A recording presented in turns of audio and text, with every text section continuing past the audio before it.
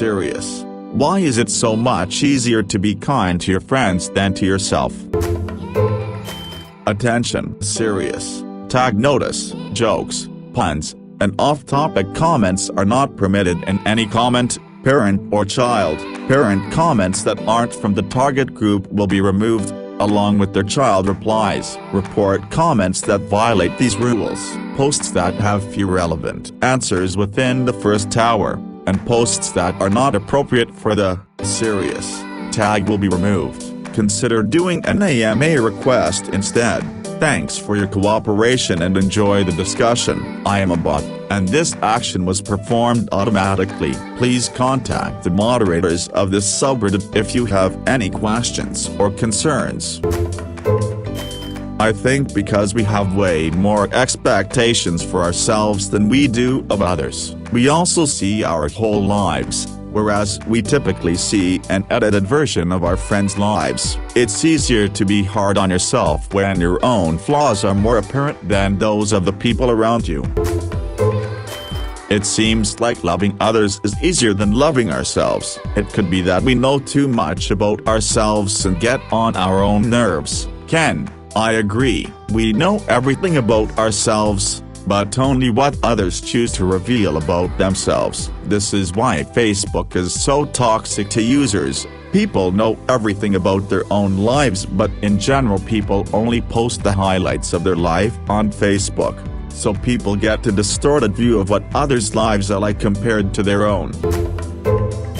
We aren't as invested in our friends' personal goals as we our own. Maybe your friend isn't the best looking, but that's okay because you have fun around them and it probably gives you warm fuzzy feelings to tell them they look great. But on the inside, for yourself, maybe you know you want to be more attractive and fun doesn't cut it because you want to the benefits of being attractive. Of course, adoration isn't everyone's goals, so you could swap that out for wealth, or ambition, or intelligence, or whatever it is that motivates your self-loathing. Your friends' feelings don't hurt you, yours do. We have higher expectations for ourselves, also because self-love can be mistaken to be conceitedness. I think it's because to be kind to yourself you have to acknowledge all your own faults and shortcomings and forgive yourself for them, but then you would have to do something about it. An actual set of real-life changes you've likely been putting off for years for various reasons. It's far easier to just bash yourself and then move on and go, oh, that's a problem for tomorrow's me. Because you like your friends when they make mistakes, or are flawed people, you treat them with compassion. You accept that nobody's perfect, that there are extenuating circumstances, or hey, it's not that big a deal. Anyway, you don't apply that compassion to yourself. You don't allow yourself extenuating circumstances, or forgiveness. You don't accept that your mistakes might not be that big a deal. Try it. Because we generally care about our friends all the time, but when we are being unkind to ourselves it's generally due to something that makes us hate who we are. It's a normal feeling. We just need to understand that whatever it is we are thinking of, it does not define us.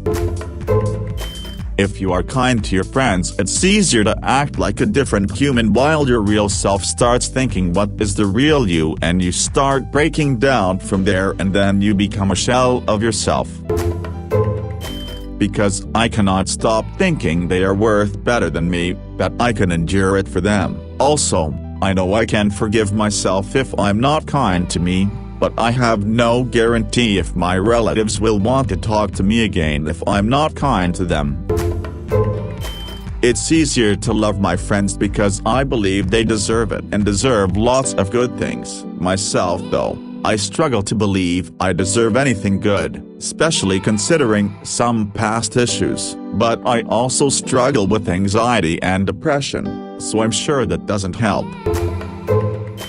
Because we have set boundaries for ourselves that are different than what we set for everyone else. If we understand what our values are and then set boundaries that support those values, we could hold everyone, including ourselves, to the same set of expectations. And if you do this consistently, People will come to know the real you. You will come to know the real you, and this knowledge leads to confidence and respect. I like my friends. They don't treat me like shit, so I'll do the same and help them as much as possible. If I'm mean to my friends, I'm scared I'll lose them, but that's no problem with yourself. You can't escape yourself no matter how mean you are. I don't treat myself kindly. We all heard once that you need to treat people the way you want to be treated, and so I am kind to my friends so that they can be kind to me, because I sure ain't.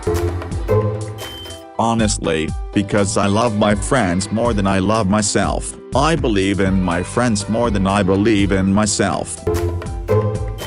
I have this feeling since I was 12 that all humans have this trait that makes us kind of not sufficient whatever we do. Even though someone has a great job, a family and friends, we are always here, downplaying ourselves because we feel like something is missing even if there are not such a thing. Plus, the society nowadays is keep putting pressure in that feeling with all those ads where you see all day long those accomplished persons, perfect body and all the other stuff that have social media. So it's easy for us to not feel good enough and accomplished and downplay ourselves. While on the other hand we can support our friends without problem cause we see them as they are not what they could be. Sorry if I'm not clear with my words. English is my second language.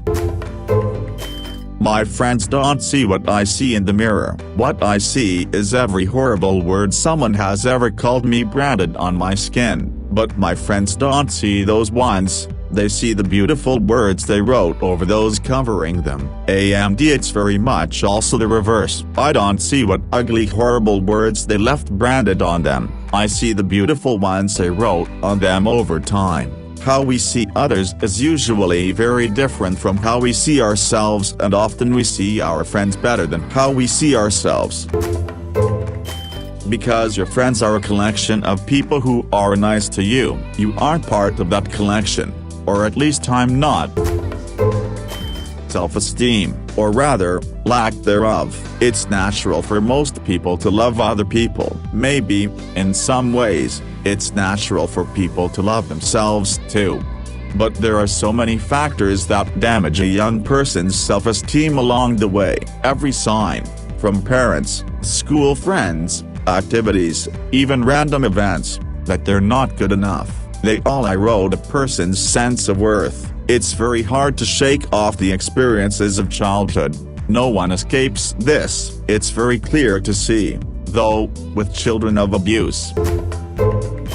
In my experience I realized that these are people who can do the only thing I can't do myself, love me and accept all of my disadvantages as it is. I recently realized that I hate myself so much for my own negative traits that I start being more kind to my friends than myself, to whom all of my craziness mean absolutely nothing. They accept me as I am.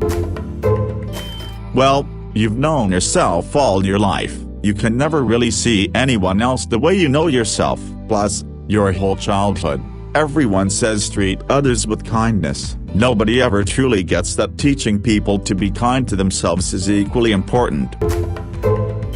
Humans are pretty hardwired to blame ourselves when something goes wrong or we are traumatized, and you'll be hard-pressed to find anyone without some form of trauma. It makes sense from an evolutionary standpoint for us to question our actions and consider how to be safe, but the downside is that we can be too harsh on ourselves as a result. Hence, it is easier to be kind and objective towards someone else rather than ourselves. Because you're always in your own head, you have to deal with your own self all day, every day. Forgiving a friend takes a second of work, forgiving yourself can take a lifetime. We often get blinded by all the amazing things our friends and loved ones have, and we don't look at their flaws due to not wanting to hurt their feelings or feeling bad. But we know who we are all the way to our minds, and we have no issue with hurting our own feelings. Literally, I had the same question. I think because you know more of yourself than you do theirs, so you try to be polite with some others and be rough with you. I don't know, I find I am more sensible, serious and polite with others than I do with my life? We don't want others to experience the pain you put yourself through because you feel like you're hurting them more than yourself at that point. I think it's easier to be nice to friends because we try to put others before ourselves, so we kind of neglect ourselves for helping others. If you are cruel to your friends, they may even decide to not be your friend anymore. You are stuck with yourself, so no matter how mean you are, you're not going anywhere. You know yourself better than you know your friends. You kinda just know all the shitty things you've done. You don't know a lot of what happens in others' lives, so it's much easier to be nice. That's just my opinion though. Because it's rude to be negative about other people, openly, but we are free game to ourselves. Also, if you had parents who compared you to your friends when you were a kid, you kinda get it instilled in you that you are bad, but they are good, so that's how you see everything. You have flaws no matter what, but theirs don't matter. People are social creatures. We tend to be better at taking care of others instead of taking care of ourselves. There are exceptions, of course, recluses, people that are aware of themselves. That's why it's important to find someone that can reciprocate. I think it's mostly because of two reasons. You don't witness nearly as many of your friends' mistakes as you do your own. Their mistakes are not as consequential in your life, so there is no strong emotional reaction compared to your own mistakes. Because of this reason, it is easy to have a skewed perspective of yourself, leading to harsh judgments of your own mistakes and not being kind to yourself. If you care about your friends, you care about their opinion of you. Because they can leave you if they don't like you anymore, and you're stuck with yourself no matter how lowly you think of yourself. You only see 10% of them, while you see 100% of yourself, all the good, the bad, and the ugly. Sometimes, we tend to forget the good part, though. Smile. Because I love my friends and think they deserve all the love and kindness I can offer. As opposed to myself, I often feel like I don't need to give myself the same stuff I put into my friends. Like as long as the people around me are happy, then that's enough. I think psychologically it's just that you know what your personal baseline for contentment is. Something you'll never truly know for someone else. We need to overcompensate to hopefully fulfill whatever imaginary contentment line we created for our friends is in our heads, and I think there's an empathic rush in seeing other people being happy because of something you did that people appreciate and get addicted to. You aren't going anywhere if you're mean to yourself. Your friend will probably leave if you're mean to them enough. I feel like this is related to the structure of human society. We are a tribal species, and a tribe can only exist by its members acting on behalf of the tribe over individual needs. If the tribe is doing well, so will its members. I think it's called egotistic altruism. Every time I had a time I couldn't help them, and that's a lot, at least I can pay it back by helping them again one day. Any day. I don't have much value, but all of them sure do. Because doing something nice for a friend gives you a dopamine release, but maintaining yourself and treating yourself has the lesser effect, and as you become used to it, it stops feeling like a reward, so you don't want to continue to do it. We are our own biggest critic. You see every flaw of yourself, you live through the mundane moments of your life, and your emotions and biases distort your self-perception. You don't see your friends' every flaw and action. You see them at face value, and your view on them is not distorted since you do not feel their emotions. They are not you, so you do not impose your own ego, personal issues onto your view of them. This is but one reason amongst many, because they are external beings. You, yourself, The individual cannot leave your own side, so they are held to a different standard because while being separated from them they can be held higher than you, cause sometimes you're a constant burden to yourself and your friends can be a massive relief in contrast. I think it's because most people see themselves as below, so less important, so they give the kindness that they need to people who need it so that things get better. Basically a non-physical way of saying I don't need this. You take it even if they have a lot of it, like donating money to Elon Musk. It's useless.